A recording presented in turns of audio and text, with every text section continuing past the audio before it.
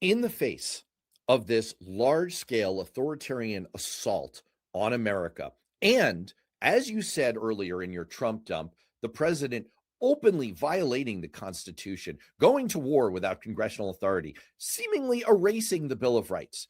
Comedian Bill Maher has put his finger on the biggest problems that Democrats face. It is, of course, woke Hollywood celebrities. His quote, woke celebrities don't strike people in most of the country as sensible or in touch with reality. And he suggests, and the New York Post picked up on this, that this is what really the Democrats need to do. They need to get Hollywood to shut the F up. Matt, clearly this is the biggest challenge we face in America, right? Far the biggest issue, forget immigration. It is all about Hollywood right now. And it feels like that is something someone in Hollywood would absolutely believe. Look, Democrats do have a problem here, but it's not as big as Bill Maher would like to think. The issue is Democrats don't have a good, strong, solid leader. And Hollywood has a big voice. And so every award show, it is every Republican loves to just go out and talk about whatever woke nonsense that came up. It becomes a great talking point for Republicans that we continue to say, see, look at that. That's what Democrats really believe. That's why you can't go that far.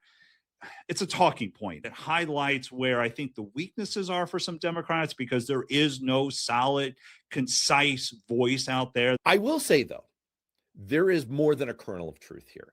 Democrats have not fundamentally confronted the reality that they lost to this guy. Americans are not waking up in 2026 and suddenly saying, oh, I had no idea that Donald Trump was an unhinged, cognitively declining narcissist, pathological, insane, not in touch with reality demagogue. They knew this about him. None of this is new. And despite everything, his approval rating is still 40%. And Democrats, our approval rating is not much different. When that equivalence is coming from the voters, maybe we should admit that we have a little bit of a problem. And sure, you can chalk it up to the power of right-wing media. You can chalk it up, as you did, to a lack of full-throated and coherent and compelling spokespeople for the party, a leader. Sure, all true. But maybe it's also the fact that we continue to have a perception problem with some of the positions, and putting out front the wokest among us, maybe not our best strategy. You're 100% correct on that. And I think one of the issues that it really begins to highlight here is what the appearance is that it is nothing but an anti Trump resistance. And as Harris proved, that doesn't necessarily get you your swing votes.